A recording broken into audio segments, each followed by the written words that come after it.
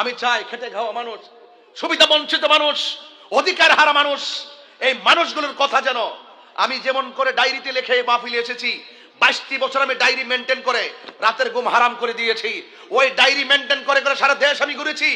এবং আপনাদের সামনে যখন আমি কোনো একদিন কথা বলবো, সম্প্রতি যদি আল্লাহ আমাকে নসিব দেয়, যদি আমাকে যদি সেখানে আপনাদের খেদমতের লক্ষ্যে যদি চয়েস করা হয়, এবং আমি কথা দিতে পারি আপনাদেরকে, আমি আপনাদের সামনে যতটা কথা বলবো, প্রত্যেকটা গ্রাম ঘুরে ঘুরে, প্রত্যেকটা ইউনিয়ন ঘুরে ঘুরে, প্রত্যেকটা সমাজ ঘুরে ঘুরে, প্রত্যেকটা স্কুল ঘুরে ঘুরে, প্রত্যেকটা বাজার ঘুরে ঘুরে, প্রত্যেকটা চা বাগানের সুবিধা বঞ্চিত মানুষ, কষ্টার্জিত মানুষ, কষ্টে নির্যাতিত মানুষ, সেই সমস্ত অধিকার হারা মানুষের কথাগুলো আমি কাগজে লিখবো।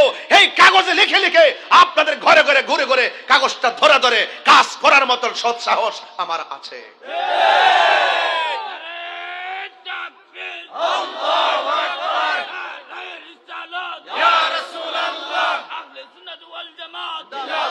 আমার ভাইরা, আমি যে কথা বলতে humanity is the very important for element for our life.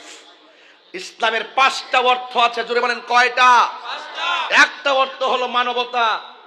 যার ভিতরে মানবতা নাই সে পশু। যে কথা দিয়ে কথা রাখে না সে মুনাফিক। আমরা কথা দিয়ে কথা রাখি কিনা সেটা আপনারা আমার বাস্তব 22 বছর ওয়াজের মাঠেও দেখেছেন। অর্থাৎ আপনাদের প্রত্যেকটা এলাকা রাস্তা আমি চিনি। এই জন্য আপনাদের সাথে আমার সখ্যতার ইদ্যতা অনেক বেশি।